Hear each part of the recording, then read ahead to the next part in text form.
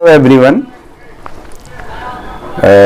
आप सबका स्वागत है इस प्रोग्राम में। ये आज से ज्योग्राफी की एक सीरीज शुरू हो रही है। पहले मैं ये बता दूं कि ज्योग्राफी एक महत्वपूर्ण सब्जेक्ट है।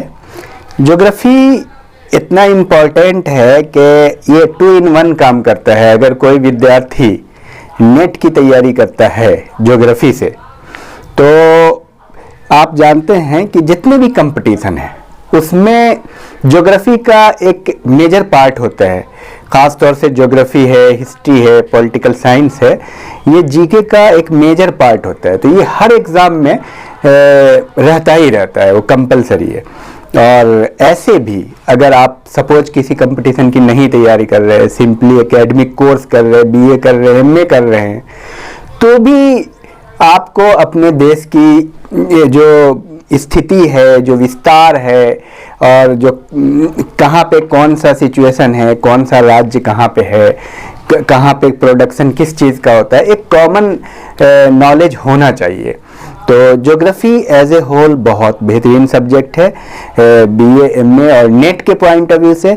और जैसे ही आप नेट की तैयारी करते हैं ज्योग्राफी से, तो साथ साथ में आईएएस, पीसीएस में आपको अलग से तैयारी करने की ज़रूरत नहीं होती। आईएएस, पीसीएस के लिए एक बेहतरीन सब्जेक्ट है ज्योग्राफी। और बाकी CDS, NDA, group C, army, police, इसमें भी इससे क्वेश्चन आते हैं। और एक ख़ास बात यह है कि इन सब्जेक्ट्स में, चाहे ज्योग्राफी हो, चाहे हिस्ट्री हो, चाहे पॉलिटी हो, इन सब्जेक्ट में जीएस इतना कंपलसरी पार्ट है कि आप डिफरेंशिएट नहीं कर पाएंगे कि आईएएस में कौन सा क्वेश्चन पूछेगा और सीडीएस में कौन पूछेगा और नेट में कौन पूछेगा। एक ही क्वेश्चन 3 जगह भी पूछे जाते हैं।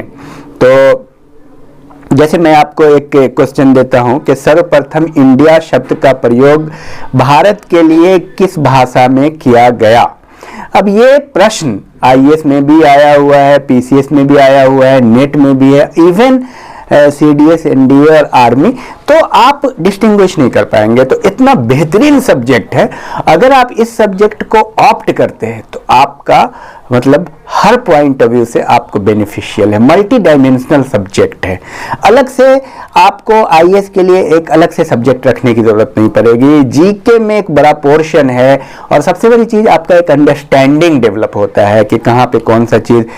देखिए, जो ज्योग्राफी नहीं भी रखेंगे तो उनको तो ज्योग्राफी पढ़ना ही है।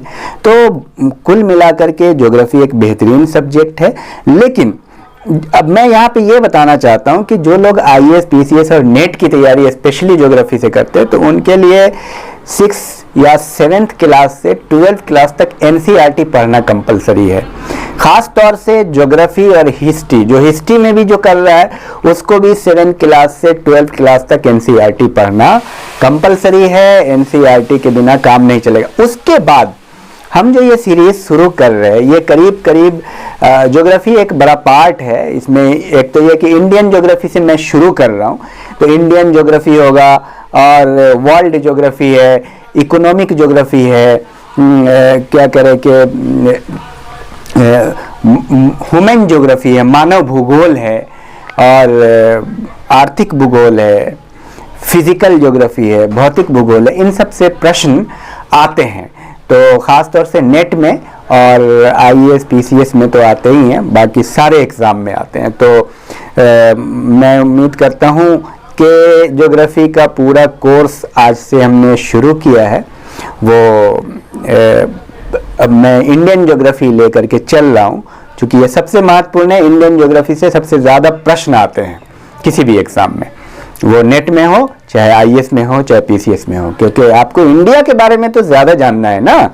वर्ल्ड पहले आप भूटान के बारे में जानेंगे कि पहले इंडिया के बारे में? जाहिर सी बात है, आप इंडिया के हैं तो पहले हमको अपने भारत के भूगोल पे आपकी पकड़ किसी भी कंपटीशन के लिए ज़्यादा महत्वपूर्ण है।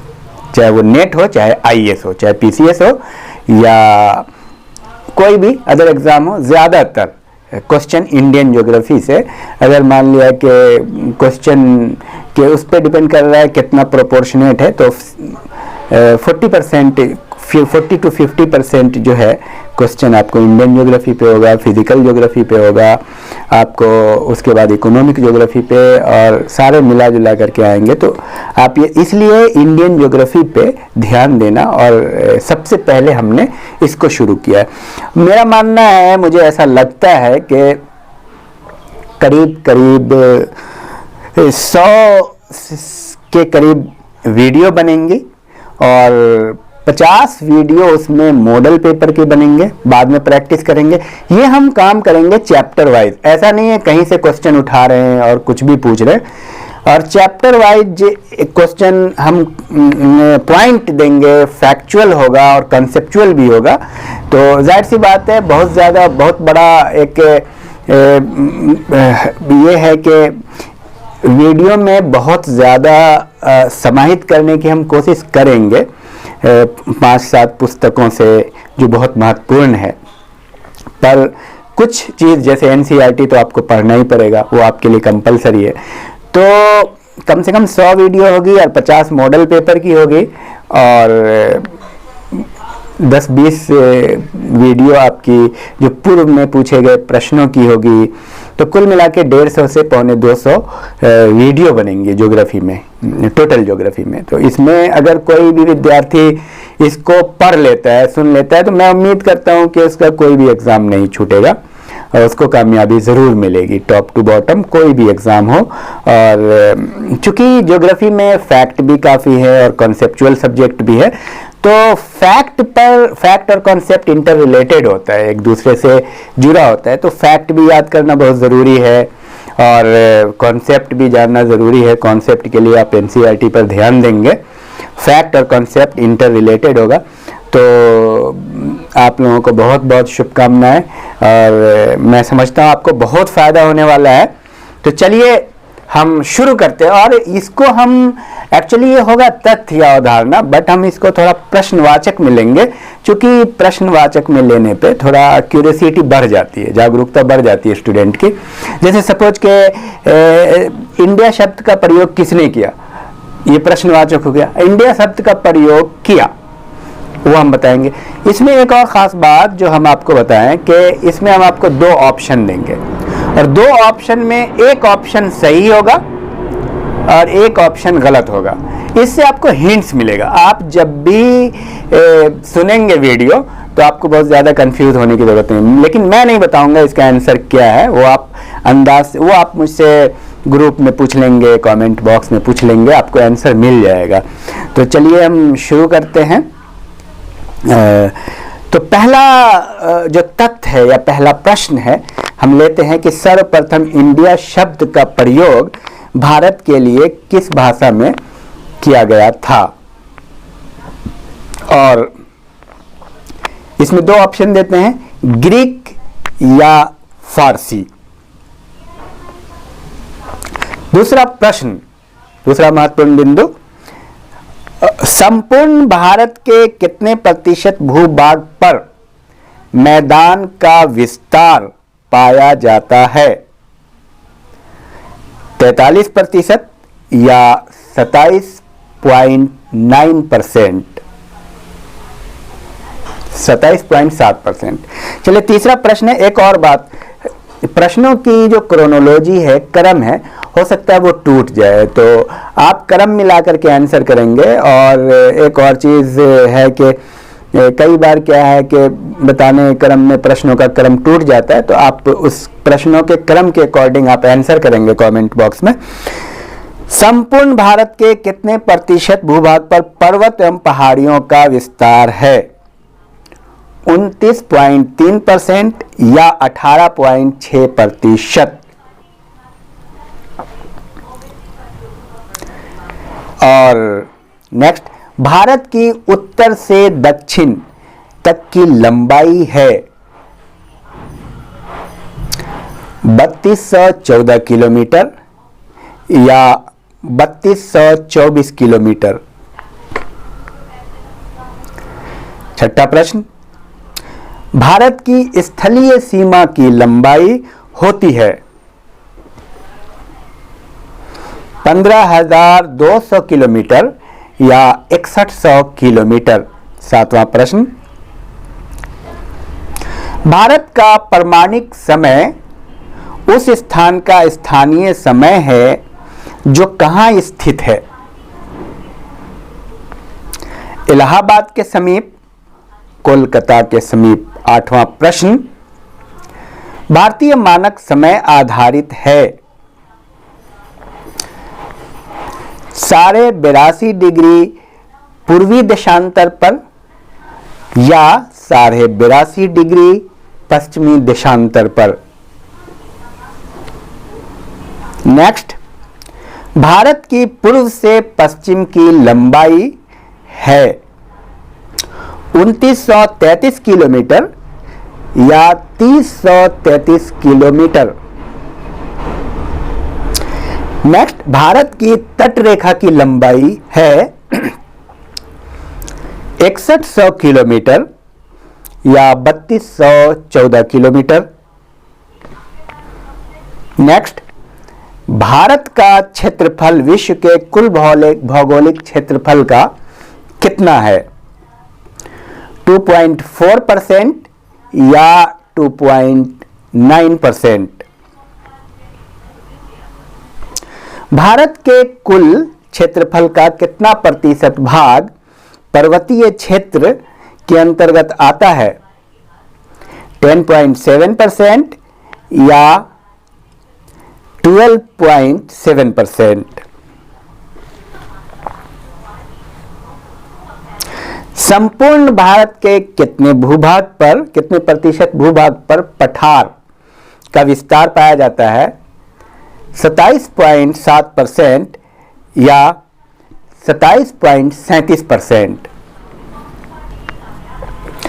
भारत का दक्षिणतम स्थान इंदिरा पॉइंट कहां स्थित है? अंडमान निकोबार द्वीप समूह में या लक्षद्वीप में?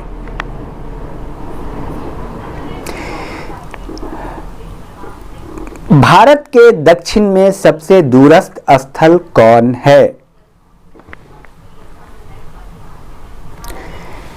इंदिरा पॉइंट या कैप केमोरिन? भारत की मुख्य भूमि का दक्षिणतम नोक या पॉइंट कौन सा है? कैप केमोरिन या इंदिरा पॉइंट?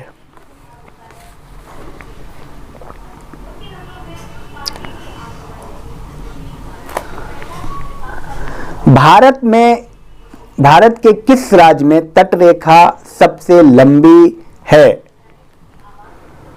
गुजरात या कर्नाटक? भारत के कितने राज्य समुद्र तटरेखा में हैं? भारत में कितने राज्य समुद्र तटरेखा से जुड़े हुए हैं? 9 या 10? तो ये रहा कुल मिलाकर के। और एक अहम बात कि आप में से जो लोग नए हैं, वो जिन्होंने सब्सक्राइब नहीं किया है, सब्सक्राइब कर लीजिएगा चैनल को और बेल आइकन प्रेस कर लीजिएगा ताकि समय से आपको वीडियो मिल जाए। और एक अहम ख़ास बात और बताना चाहता हूँ कि याद करने का सबसे बेहतरीन फंडा यही है कि रिवीजन आप खूब कीजिए, बार बार रिवाइज कीजिए, लिखिए, याद कीजिए और बार बार सुनिए, 100 टाइम्स सुनिए, सुनते रहिए। जब भी मौका मिले, देखिए आज का दौर साइंस और टेक्नोलॉजी का दौर है, इतना डेवलप हो गया है कि ये चीज़ पहले 20 साल पहले लोग नहीं कर सकते थे, 10 साल पहले भी। आज इतना आम हो गया है कि आप कोई भी काम कर रहे हैं और अपनी स्टडी कर सकते हैं, सुनते हुए में आप रिवाइज कर सकते हैं बार बार। तो मैं आपसे यही कहूँगा, देखिए याद करने की सबसे जितना ज़्यादा आप रिवीजन करेंगे, जितना ज़्यादा आप सुनेंगे, जितनी बार, उतनी लंबी अवधि तक ये याद रहेगा और उतना ज़्यादा आपको फ़ायदा मिलने वाला है। तो कई चीज़ें याद तो हो जाती है, उसी दिन याद हो जाएगी, लेकिन वो परसिस्टेंस उसका उतना लंबा नहीं होगा। जितना ज़्यादा आप रिवाइज करेंगे वो उतना ही परसिस्ट करेगी। तो ज़्यादा से ज़्यादा आप सुना कीजिए और अपने दोस्तों को, जो आपके ख़ास दोस्त हैं कॉलेज ग्रुप में, इसको शेयर कीजिए, लोगों को फ़ायदा पहुंचाइए। Thank you very much.